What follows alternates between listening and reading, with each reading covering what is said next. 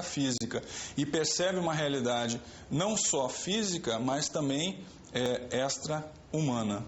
Aqui que é da jornalista Cida Cavalcante. A Cida viveu uma experiência similar, ou pelo menos dentro desse ambiente, e ela conta a história dela. Cida Cavalcante. Faustão, eu tive duas experiências de quase morte. Uma na adolescência, em 77, após uma cirurgia de retirada do apêndice. Foi uma parada cardiorrespiratória, morri uns 2, 3 minutos.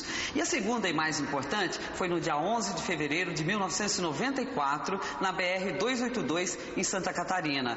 Eu caí 50 metros de altura a 140 por hora. No momento do acidente, no momento que o carro estava virando, eu fui puxada por um túnel, fui tragada por um túnel que me deixou flutuando no asfalto, e eu vi todo o acidente acontecer, vi o socorro e tudo mais. Nisso eu vi duas entidades flutuando no local do acidente. Uma era uma mulher de uma aparência de uns 28 anos, rosto quadrado, cabelo Chanel, usando uma roupa bege, e um homem, a silhueta de um homem transparente do lado dela. Eles me passavam muita paz e estavam muito iluminados.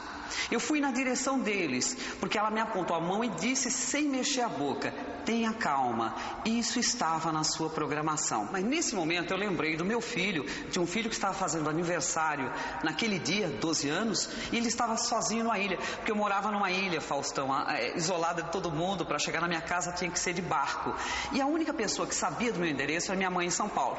Então nesse mesmo momento o túnel me puxou de volta para o corpo, aí eu senti as dores do acidente, mas foi o suficiente para eu dizer que meu filho estava sozinho na ilha e dar o telefone da minha mãe em São Paulo. Repeti o número do telefone e aquele túnel me tirou do corpo de novo.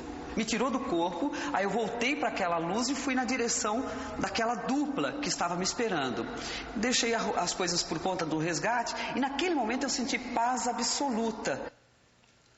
Esse caso, doutora, no caso da Cida, que teve duas vezes essa experiência, é um sinal de sorte ou ela estava muito bem preparada fisicamente para passar por isso e sobreviver e voltar? Ou não tem nada a ver uma coisa com outra?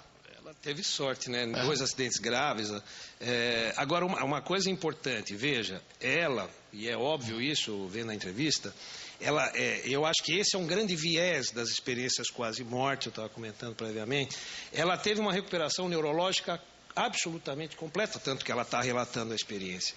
A gente, como neurologista, normalmente a gente vê pacientes que, por exemplo, sofreram uma parada cardíaca, mas infelizmente, às vezes, o tempo de parada foi muito longo, de tal maneira que ao voltar, voltou a vida, mas não voltou o cérebro adequadamente. Essas pessoas, elas não nos relatam a experiência. Vejam que as pessoas que relatam a experiência são pessoas... Você lembra tudo o que aconteceu, ou não?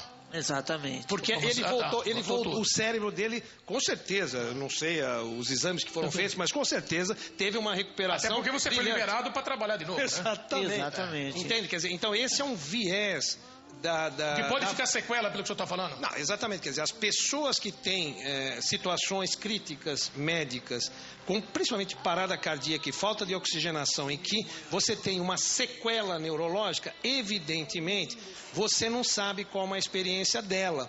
Quer dizer, você analisa, na verdade, a experiência das pessoas que voltaram. Por isso que eu repito, a minha impressão, aí é uma impressão, claro, é que é uma experiência de vida e não uma experiência de quase morte. É um pouco diferente. A sua visão também, aí no caso não é só a visão do médico, é do ser humano que está na visão. Para ele está muito mais próxima da vida do que da morte. E para você? Também, exatamente. Por isso que eu fiz essa analogia com o nascimento.